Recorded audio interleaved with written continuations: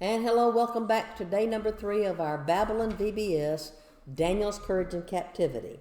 Our Bible story today and the activities that we're going to do in today's session of VBS deal with the story of Daniel's friends, Shadrach, Meshach, and Abednego, who are faced with a choice, and they choose to obey God even though their lives are threatened, and they will be thrown into a fiery furnace, but God will preserve them, and they will be just fine in the fiery furnace. So everything we're going to do today is going to point us towards the knowledge that whenever we're afraid, God is with us. That's our Bible point, and our key verse for today comes from Isaiah 41, verse 10, that says, "Do not be afraid, for I am with you. Do not be discouraged, for I am your God."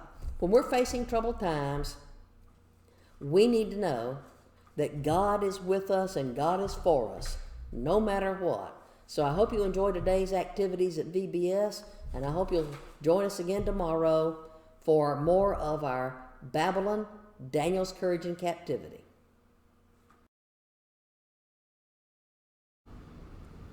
And welcome to Daniel, Courage in Captivity, our Babylonian VBS. This is day number 4, and our Bible point today is that when you're lonely, God is with you, and our scripture verse is from the New Testament, from Matthew chapter 28, verse 20, where Jesus tells his disciples, "I am with you always, even to the end of the age."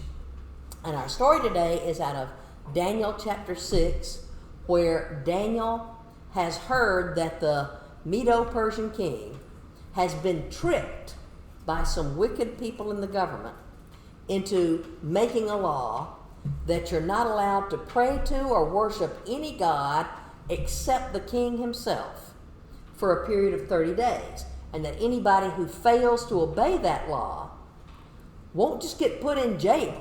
They'll be thrown into a den of lions and probably put to death because the lions would devour them. And so Daniel is an old man, and he has to figure out, what am I going to do?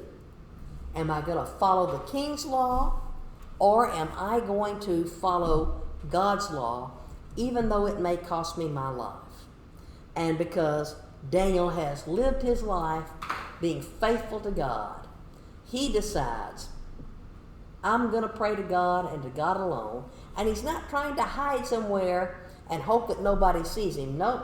His habit was to go out on the roof of his house, because it's very hot in the Middle East and you need to be out on the roof to enjoy a breeze.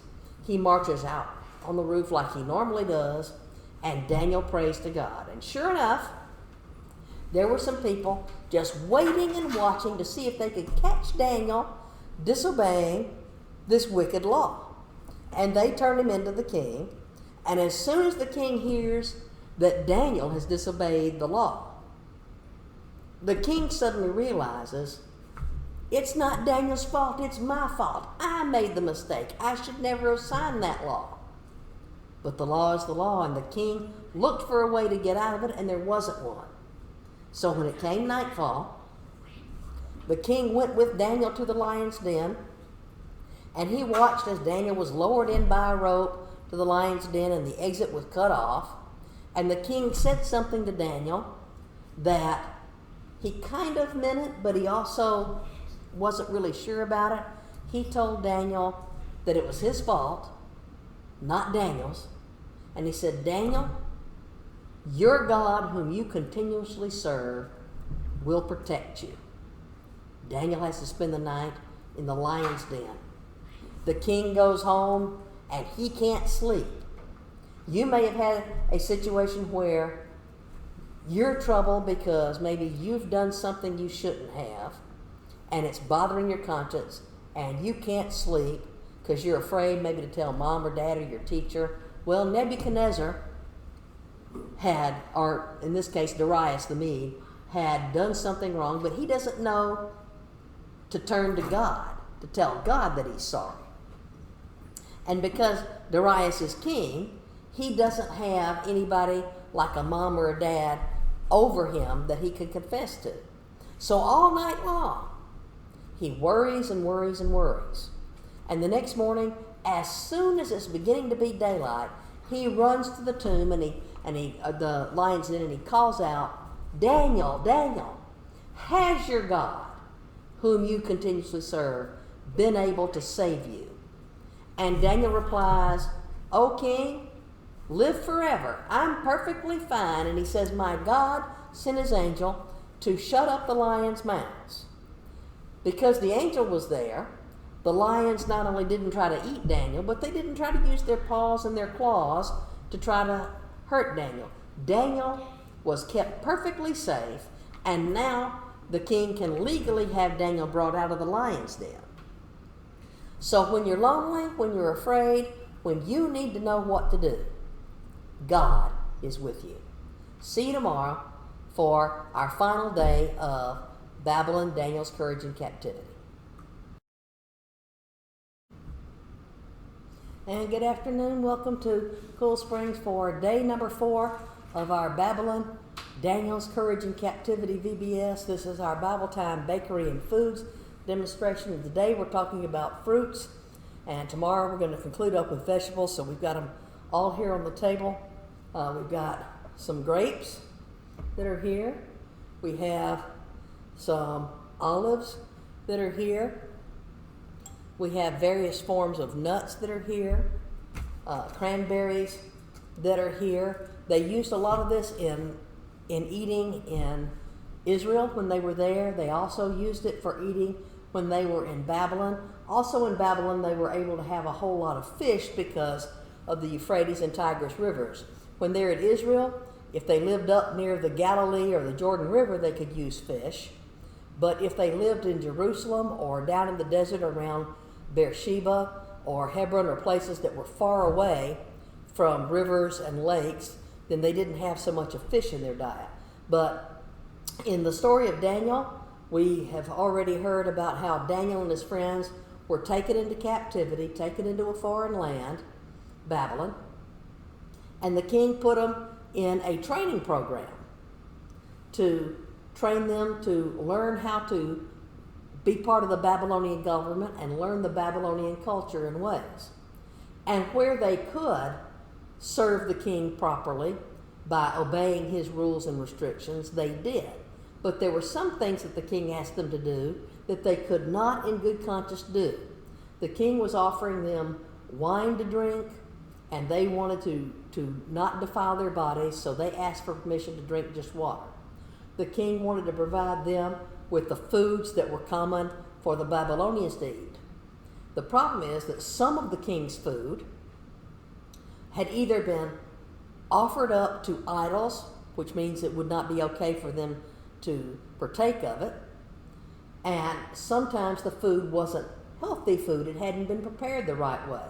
Daniel and his friends knew that they needed to eat good, healthy foods, so they asked permission to be able to eat nothing but fruits and vegetables.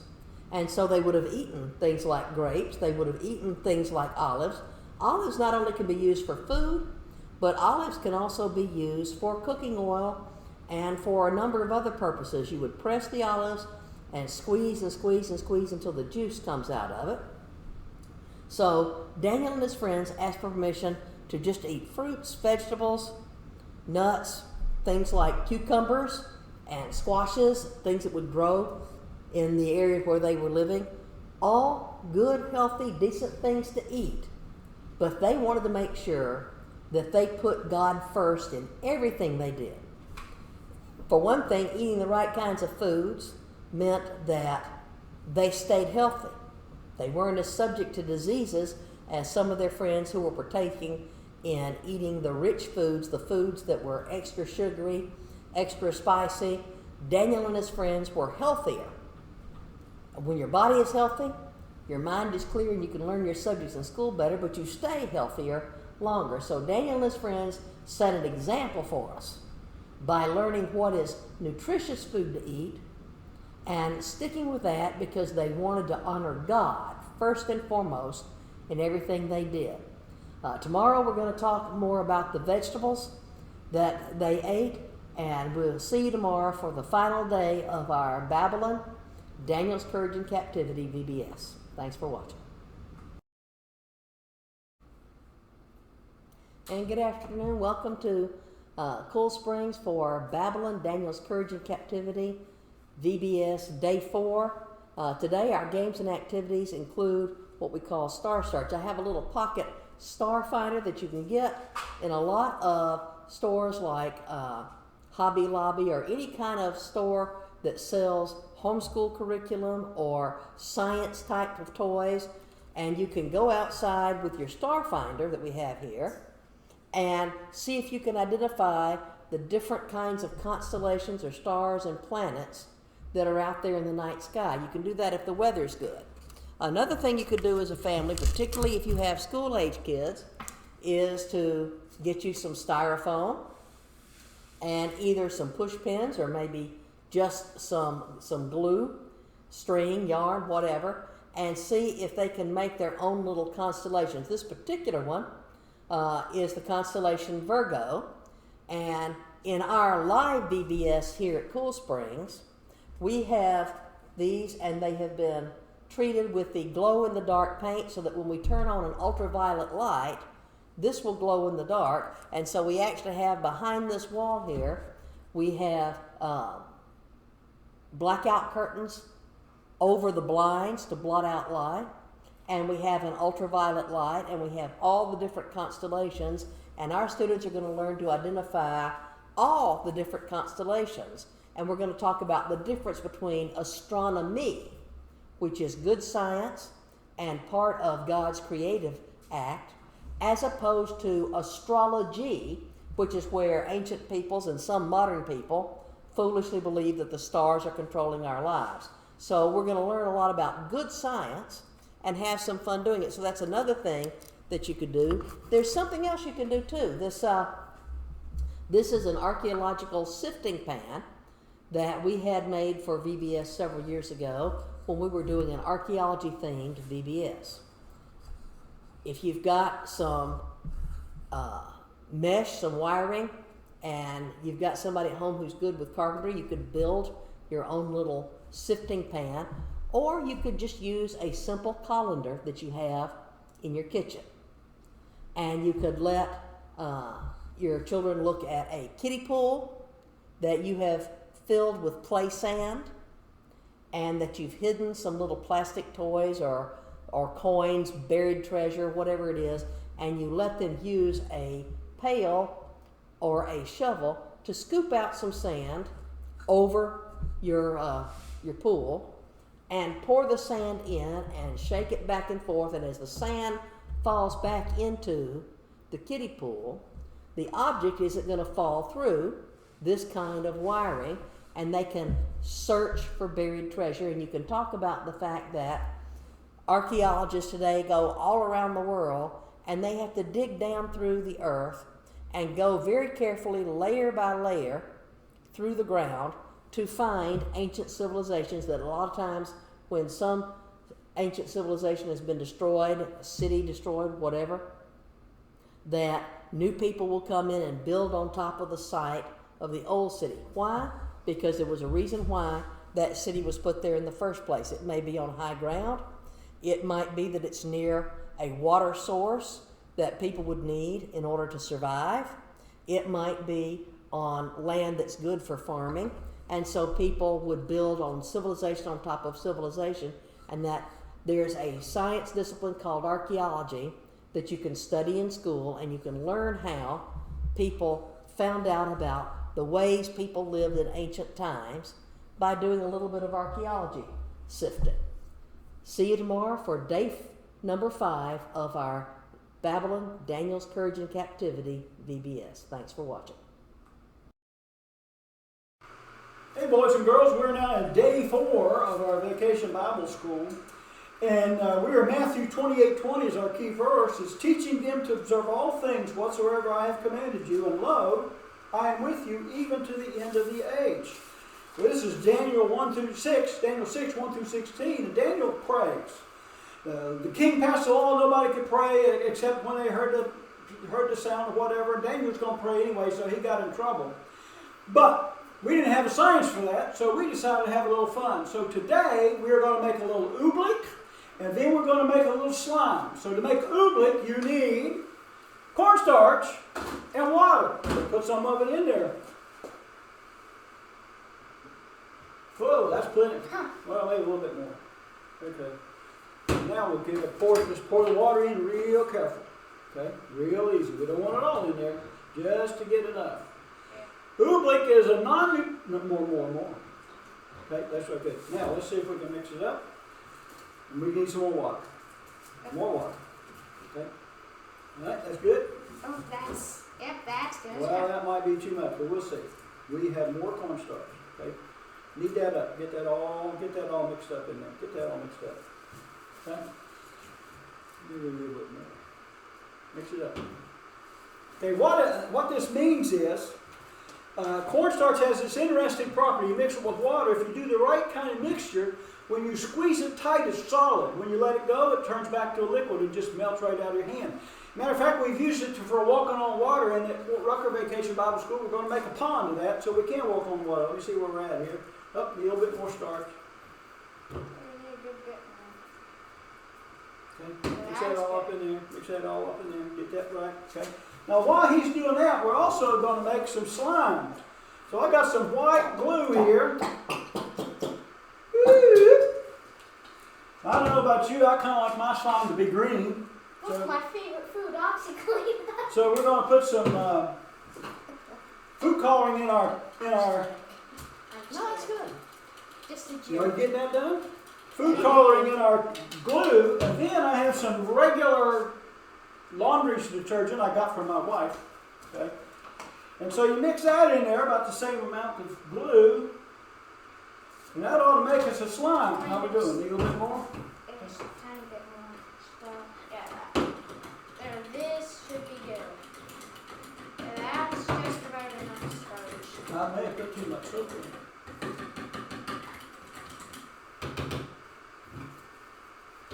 If we mess up on camera, Need a bit more? there'll be something we'll laugh about. Now this should be good. Yeah, this is good. Okay, let's try it. Nope, need some more.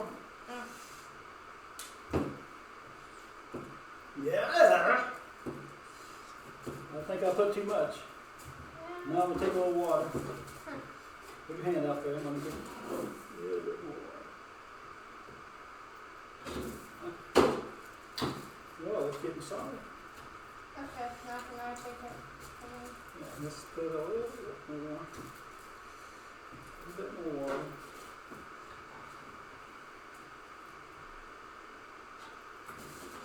Okay, you can do it now. I'm going to get me some oobleck. I got some here. If I squeeze it real hard, it becomes a solid, and then when I let go of it, it starts to melt back through my fingers. Can we see that in the camera?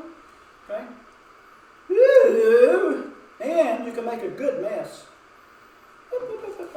So for those of you who were around for our Fort Rucker VBS in 2019, that was the stuff you were walking on in the oobleck pool that we had at VBS. It was a very popular activity. Even the volunteer teachers wanted to get out there and walk on water. Okay, so now we have, and I mixed this wrong, but anyway, you can make some good slime with these two ingredients. Put more glue in than you do soap. I put too much soap in this, but it's about slimy is enough. It could be slimy. Okay, all right. So that's it for today, kids. Bye. And welcome to our Babylon, Daniel's Courage in Captivity VBS, day number 4 today. Our feature animal is the sheep, and my buddy Joshua here is holding our toy sheep. The sheep were good for food. They were good to make clothing and other useful articles because you can shear a sheep's wool and it'll just grow back. And you can make all kinds of things with it. Yeah, and you can rest up against them. They're very, very cute. But sheep are not very smart animals. The shepherd has to be very, very careful when he or she is watching sheep in the field because they literally will just walk right off of a cliff. And a lot of times they will be subject to getting lots of gnats and fleas in their eyes. Right now, this is summer in the wiregrass, And we're having a particularly hard problem this year with gnats being everywhere. And the sheep would have the gnats get in their eyes and get up in their nostrils, and it would just be very unpleasant for them. So one of the things that a shepherd would do would be to pour olive oil over the sheep's head to drain down on the animal's body, because the gnats and the fleas and the flies didn't like the texture or the smell of the olive oil.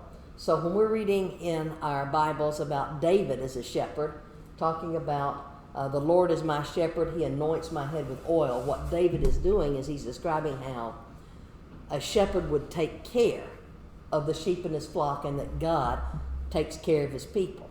Well, when they're in exile in Babylon, they carry some of their animals with them, and they're having to tend to animals there. So this is an animal that would have been alive and well in ancient Babylon. And again, they would have used it for food. They need it for Passover and other types of meals. But it's also an animal that would be used in sacrifice. And while they're in Babylon, the temple has been knocked down, and they can't sacrifice the animals properly because they don't have a temple or a tabernacle to do it in. But they can still use the animal's wool for fur, and they can use the animal for meat to provide for their families. So this is part of the daily life in Babylon, that yes, they would have still had sheep. See you tomorrow for day number 5, when we're going to talk about the lions. Thanks for watching. Welcome to day 4 of crafts. Today we're going to be making the fiery furnace. Start off by taking the slots out of the bottom piece, and you will add the corresponding foam piece to put in the slots. So I've got the back of the furnace that I put into the back of it, and I'm going to be adding stickers to the back. You'll add your fire stickers, and there's some bricks there as well to add.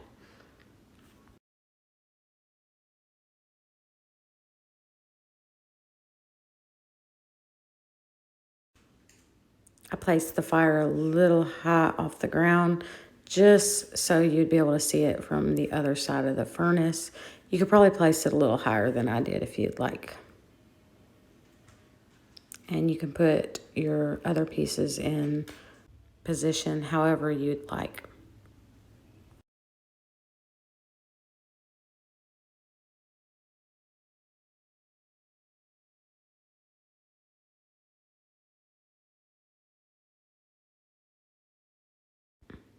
Now I'm just placing the people in their slot.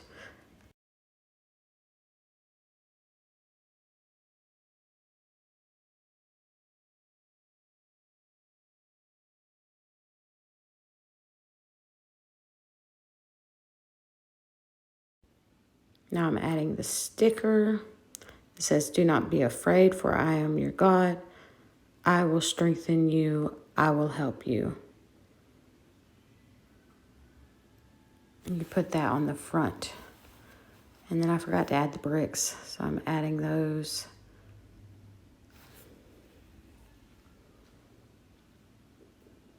And you put your front piece on. I had some extra brick pieces, so I'm just putting them out front of the furnace. And that is it. I hope you enjoyed this craft with VBS, and we'll see you tomorrow.